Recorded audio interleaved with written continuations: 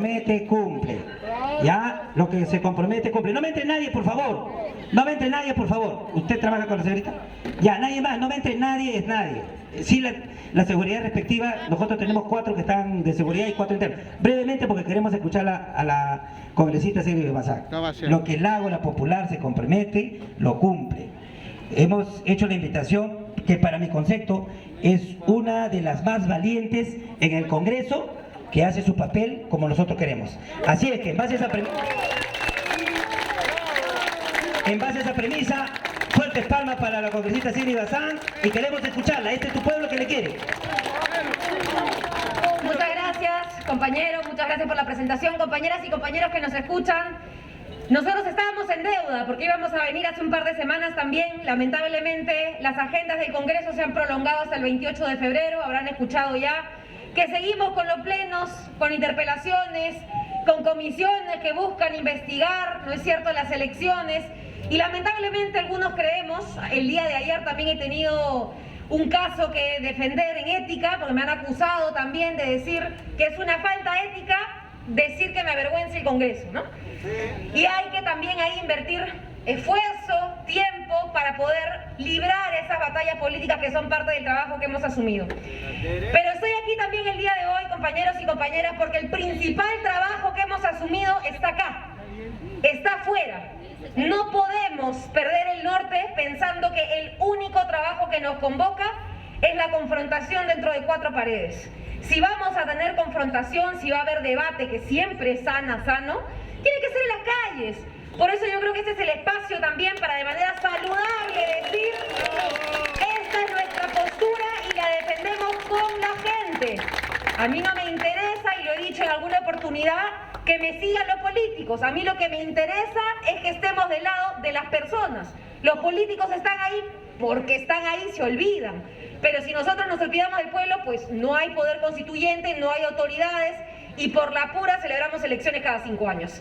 Y hablando del poder constituyente, creo que uno de los puntos que más hemos compartido con muchos de ustedes y en general con la gente de Llano, porque claro, no es un tema popular hablar de asamblea constituyente en los medios, no es un tema popular hablar de asamblea constituyente para el defensor del pueblo, para el Congreso, para aquellas autoridades que ya quizá hay mucho tiempo están en las mismas, ¿no? Pero para aquellas personas que saben que esta Constitución y que han vivido como esta Constitución solo ha servido para empobrecer a los más pobres y enriquecer a los más ricos, creo que sí es de interés discutir la importancia de una asamblea constituyente.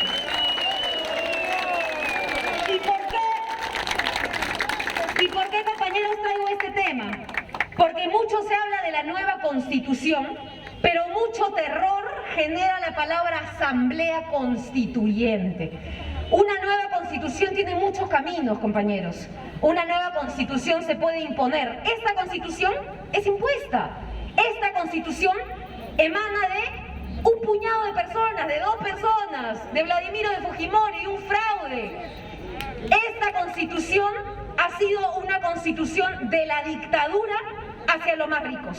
Entonces, no hablemos de nueva Constitución. ¿Por qué causa tanto miedo hablar de asamblea constituyente? Porque nos hemos olvidado que para constituir algo necesitamos las partes, y esas partes son la ciudadanía. No es el presidente, son los ciudadanos los que a través de una asamblea como esta, abierta, pública, con diferencias y también con similitudes en opinión, pueda llegar a un consenso por sobre una carta que represente, una carta magna que realmente vele por esas brechas, por esas diferencias, por aquellas que de repente quienes están sentados mucho tiempo no sienten o no han sentido nunca. Y es por eso que nosotros sentimos que además del debate por proyectos de ley que ahora defendemos, yo vengo de terminar de elaborar un proyecto de ley a favor de los trabajadores en construcción civil que cargan más de 45 kilos sobre sus hombros de cemento, cuando en toda Latinoamérica el peso máximo de cargar una bolsa de carga manual es de 25 kilos. No sorprende que después un trabajador en construcción se jubile a los 60 años y no tenga columna, pues. La mísera pensión que recibe un obrero en este país no le alcanza para cubrir lumbalgias, no le alcanza para cubrir problemas a los huesos, a la columna. y jubilarse dignamente. Y además tiene el mismo margen de años que cualquier otro trabajador con cualquier otro tipo de trabajo que no es de riesgo. Entonces, venimos también, compañeros, de esas luchas y consideramos que además de dar esa pelea técnica, legislativa, de las propuestas que se discuten frente a la derecha, que desde el Congreso más bien está planteando cosas que no tienen más que un sentido declarativo y que no tienen más que consecuencias simbólicas, si es que consecuencias tienen. Además de ello, tenemos que librar un debate en las calles, porque sabemos que el Congreso no es un espacio en donde se quieran discutir problemas hasta el día de hoy cercanos a la población. Y si el Congreso no lo quiere discutir, nosotros hemos dicho, con quienes quieran, saldremos a discutirlo con ustedes. Porque de aquí sale el poder constituyente, de aquí sale el presidente, de aquí salimos los congresistas. Y que no se acomoden los congresistas, porque así como los hemos puesto, o ustedes los han puesto, la gente también puede sacarlos. Lamentablemente hoy por hoy hay una pugna en donde el Congreso le está diciendo al presidente cómo gobernar pese a no ser presidente. Somos congresistas, tendremos nuestras críticas, tendremos nuestras opiniones, pero hay que reconocernos en nuestro trabajo y nuestro trabajo se debe a la gente, no a atacar al presidente. El presidente tendrá que responderle también a la gente. Ustedes juzgarán si el presidente está haciendo o no bien su trabajo. Pero lamentablemente por esa confusión de roles es que es muy sencillo decir yo me quedo, pero que el presidente se vaya, ¿no? Hay una comodidad en ese discurso que a mí particularmente no me gusta. Y si la gente está descontenta, pues la gente tiene todo el derecho a expresarlo contra el Congreso, contra el presidente, contra las autoridades que ustedes fiscalizan y deben seguir fiscalizando, compañeros. Y es por eso que además de plantear el debate sobre la nueva Constitución o sobre la Asamblea Constituyente en las calles, con la gente, también estamos generando debate contra los sectores o con los sectores menos favorecidos de las gestiones anteriores. Lo hicimos cuando tuvimos también en el Ministerio de Trabajo la oportunidad de plantear una agenda de las más ambiciosas en materia laboral, porque lamentablemente la economía se ve como algo de grandes estadistas, se ve como algo del alza y la baja del dólar, pero en realidad la economía crece o decrece por cómo están los trabajadores produciendo. Si los trabajadores no están produciendo, pues la economía no se dinamiza, no se consume, no hay gasto y por ende se paraliza. Y no tenemos ese enfoque porque nos han enseñado que la economía no la sostienen los trabajadores, la economía la sostiene el ministro de Economía en su despacho. Y eso no es así, pues, eso no es la realidad. Cuando tienes a 10% más de personas en pobreza después de 2 años de pandemia, cuando tienes 3 millones de desempleados solo en Lima después de pandemia, eso es lo que afecta a la economía. Y quien permite que la gente siga sin empleo, quien permite que los trabajadores sigan siendo despedidos, esos son los responsables de que la economía se detenga. Así que no me venga la derecha a decir que acá la inestabilidad la ocasiona lo que el presidente dice en un día. Acá la inestabilidad también la ocasiona y sobre todo la ocasiona quien permite que grandes empresas productoras de comida, de insumos básicos que se han enriquecido en la pandemia, despidan a trabajadores cuando no han cerrado ni un día. Esos son los que hacen que la economía de este país se vaya abajo. ¿Cuántas familias se quedan sin un ingreso fijo? ¿Cuántas de esas familias terminan cayendo bajo el nivel de pobreza? ¿Y por qué? ¿Porque el presidente Castillo cambió de ministro un día? ¡No! Porque las empresas siguen despidiéndolos. Porque lamentablemente nadie pone un freno y nadie dice la verdad cuando en este país quienes han gobernado han sido los grandes empresarios. Y que ahora se critique a un gobierno. ¿Saben qué quiere decir? Que antes no ha habido gobierno, pues. Porque antes han gobernado los grandes poderes del país. ¿Y quién va a criticar a las grandes empresas? Si los que critican son los dueños de las mismas. Gloria despidiendo y amenazando despedir a casi 900 trabajadores. Bacus, que produce agua, cerveza y licores, pero sobre todo agua, y que por eso no cerró, ni un día cerró, despidiendo y amenazando despedir también en un cese colectivo a centenares de trabajadores. Y todo eso nadie lo critica. Nadie de los que está diciendo que este país está en crisis se pone a hacer algo por la crisis. Y qué fácil es estar desde la comodidad pensando en que el otro es el culpable y no que la clase de estos que critican son en realidad los responsables. Esa clase empresarial ha sido la que finalmente, cuando se le quitan las comodidades, sale a decir que hay crisis, sale a decir que la inestabilidad es culpa del otro. Yo lamento, la verdad, que esta confrontación que quiso sembrar la ex candidata presidencial Fujimori se haya extendido a una polarización que hoy hace tanto daño a quienes estamos tratando de trabajar, porque muchas autoridades han finalmente entrado para seguir con esa crisis y no para trabajar. Y ese discurso, ahora lo vemos en la señora Fujimori en los medios de comunicación, ¿no?, que dice, quien esté investigado debe dar un paso al costado. ¿Qué tal raza? Discúlpeme, pero ¿qué tal raza? Y si alguien debería renunciar, es esa señora a la política. Más investigada que la señora Keiko Fujimori no existe, y sobre esto nadie puede negarme, ni un fiscal del Ministerio Público puede negar lo que estoy diciendo. Estamos hablando de la señora, de su familia, y estamos hablando de investigaciones por lavado, por narcotráfico, investigaciones que datan de décadas atrás y que ahora, sobre todo en los más jóvenes, buscan de alguna manera poner bajo la alfombra. Que no se nos olvide, compañeros, que así como nuestro deber y nuestro derecho, pero nuestro deber por sobre todas las cosas, de discutir, de conversar, de dialogar, de consensuar y de fiscalizar a las autoridades, tiene que también tener un norte. ¿Y saben cuál es ese norte, compañeros, que creo que todos acá, con nuestra diferencia, vamos a compartir? La verdad. Y lamentablemente lo que se ha dedicado a hacer las fuerzas de la oposición en estos momentos es contarnos todo menos la verdad. Es decirnos que Alberto Fujimori pacificó el país. Es decirnos que Keiko Fujimori hubiera hecho un mejor gobierno. Es decirnos, ¿no es cierto?, que la mafia acomodada, que además ya ha tenido bastantes gobiernos antes, es la única que puede salvar al Perú, que el resto no puede gobernar. Y eso no es la verdad.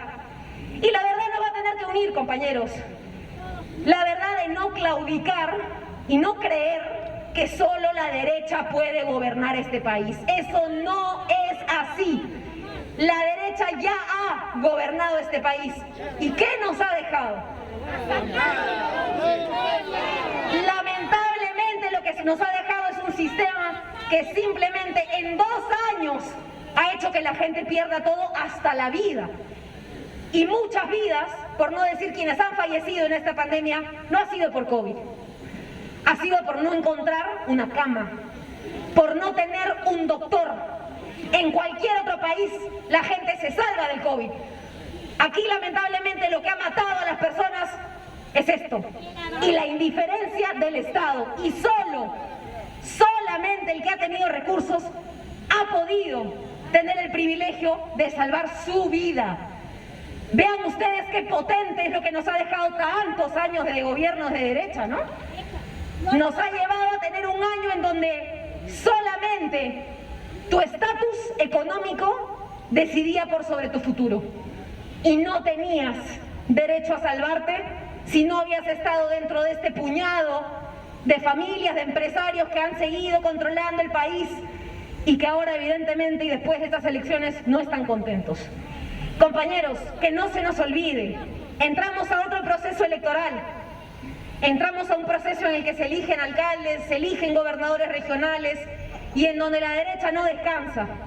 Y donde la derecha tiene también alfiles y tiene también a personajes nefastos que desde la prefectura más pequeña hasta el gobernador más alto van a intentar seguir manipulando, haciendo, deshaciendo y manejando los recursos para ellos. Estemos atentos, compañeros, porque si algo he aprendido desde el Congreso es que no solamente toca discutir y quejarnos, hay que trabajar y hay que trabajar mucho. Y trabajar, me refiero a trabajar por el futuro de nuestros hijos, del Perú que le queremos dejar a las futuras generaciones. Y no puede ser que le dejemos el futuro a nuestros hijos en donde en las clases de historia les cuenten la verdad que ellos quieren contar. Que ellos cuenten, ¿no es cierto?, cosas que lamentablemente y no son verdad, no son ciertas. La historia del Perú por muchos años, por muchas décadas y por siglos ha sido contada por un puñado de españoles que hasta el día de hoy han dejado sus complejos en algunos políticos, ¿ah? Todavía hay algunos, disculpen la palabra, no quiero sonar ofensiva, pero todavía hay algunos acomplejados que creen que antes de ser peruanos son españoles. Y ese sesgo hace que la historia del Perú se trastoque y solo la cuenten desde arriba. Compañeros, es hora que la historia de este país la cuenten ustedes.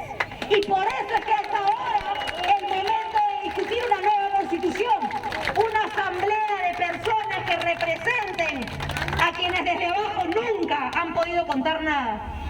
Desde el despacho, desde mi oficina, desde mi equipo y desde otros congresistas, yo sé que han visitado también este espacio otros congresistas. Somos pocos, seremos de distintas bancadas, pero estamos uniendo fuerzas y no nos desmovilizamos. Muchos compañeros se han desmotivado frente a la crisis y han decidido guardar silencio.